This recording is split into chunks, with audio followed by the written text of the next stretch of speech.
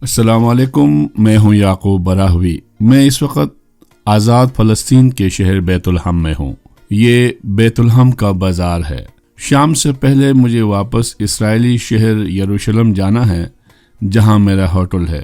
یہ جگہ کچھ اونچائی پر ہے۔ کسی نے بتایا ہے نیچے سے اسرائیل جانے کے لیے بس ملے گی۔